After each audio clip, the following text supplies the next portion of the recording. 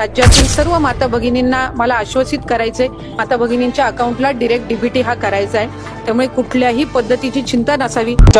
Mobile phone मध्ये ते message आले आहेत, त्यांचे जे बँक अकाउंट आहे त्या बँक अकाउंट मध्ये डीबीटी गव्हर्नमेंट या नावाने हे पैसे आले। लाडक्या बहिणींनो, श्रीराम नवमीचा औचित्य साधून राज्य सरकारने तुमच्यासाठी एक जबरदस्त आनंदाची बातमी दिलेली आहे। बोनस डबल हफ्ता आज दुपारी 12 वाजेपासून तुमच्या खात्यात जमा व्हायला सुरुवात झाली आहे। करू नका, आम्ही सगळे पैसे ठेवले, त्या लाडक्या बहिणींच्या खात्यामध्ये पैसे जाणार आहेत।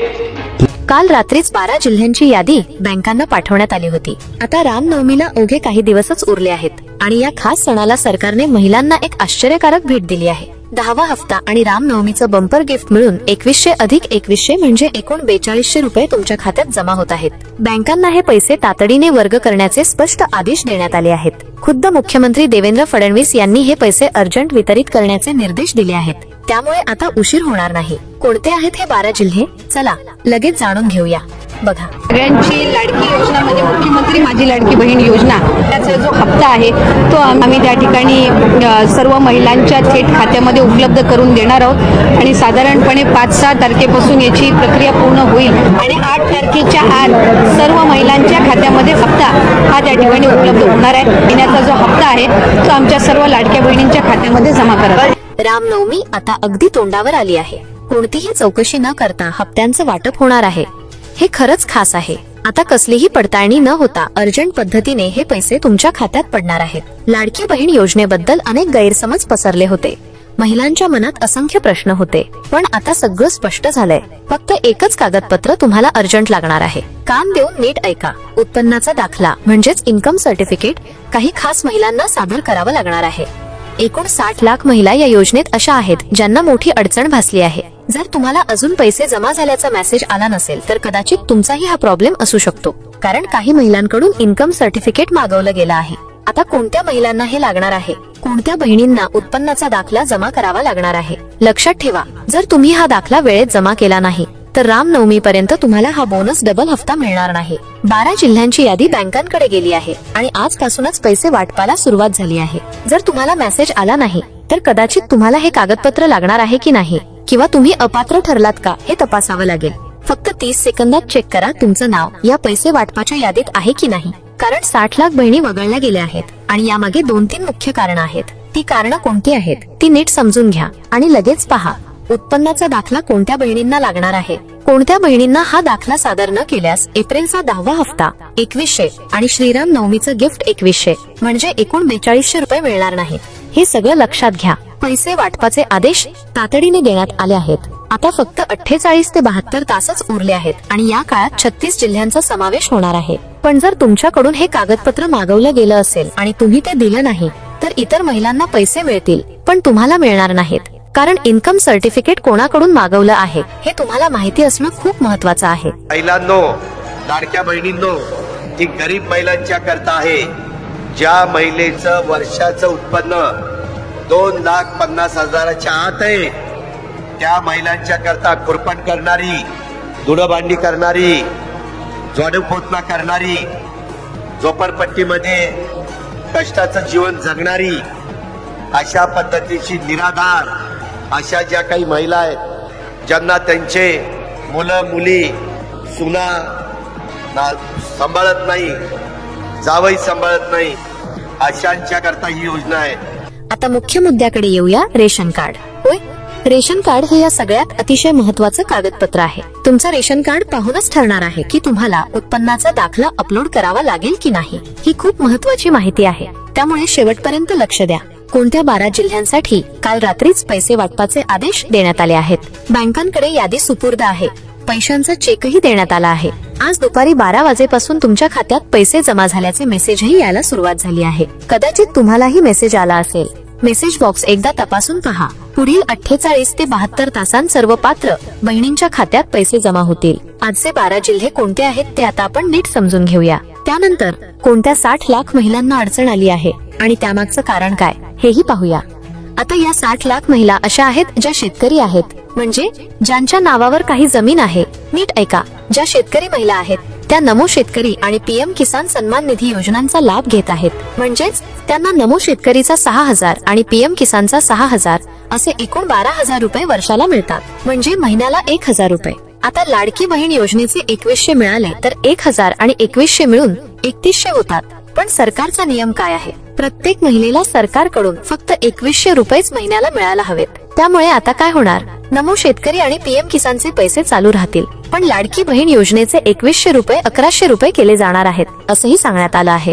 म्हणूनच उत्पन्नाचा दाखला महत्वाचा ठरतोय. हा दाखला तुम्हाला भरावा लागणार आहे का? कोणत्या महिलांना तो लागणार आहे? हा सगळ्यात मोठा प्रश्न आहे. आणि रामनवमीच्या या खास गिफ्टसाठी ही गोष्ट खूपच महत्वाची आहे.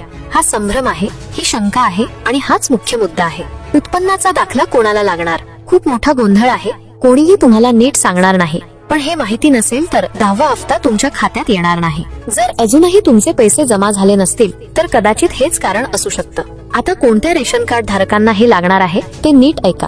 पूर्वी हमीपत्रात काय सांगितलं होतं ते आठवतंय का? तुम्ही काय काय लिहून दिलं होतं ते नीट ऐका.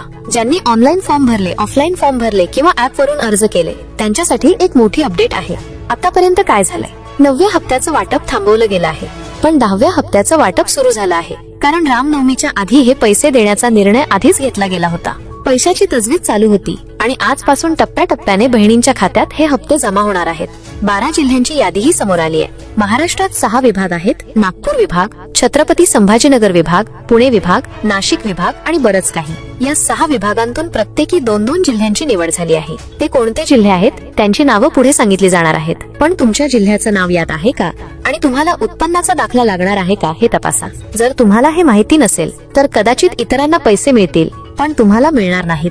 म्हणूनच शेवटपर्यंत लक्ष द्या.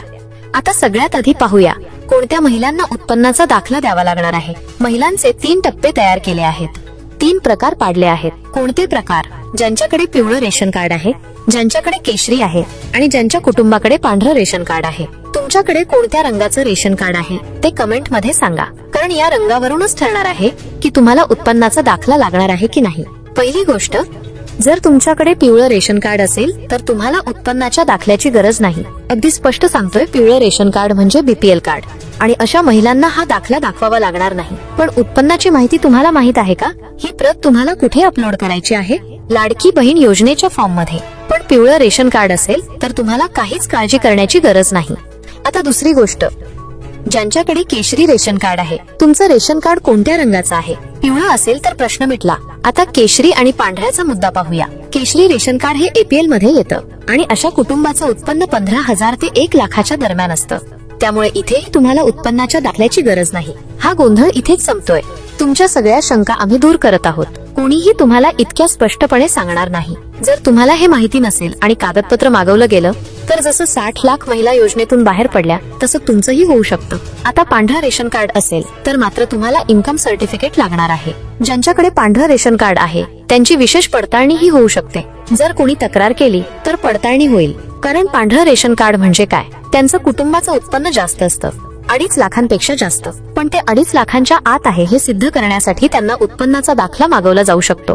थोडक्यात, पिवळं किंवा केशरी रेशन कार्ड असेल तर 10व्या हप्त्यासाठी तुम्हाला उत्पन्नाचा दाखला लागणार नाही. पण पांढरं रेशन कार्ड असेल तर तुम्हाला इन्कम सर्टिफिकेट लागू शकतं, मागवलं जाऊ शकतं. आता हे तर स्पष्ट झालं.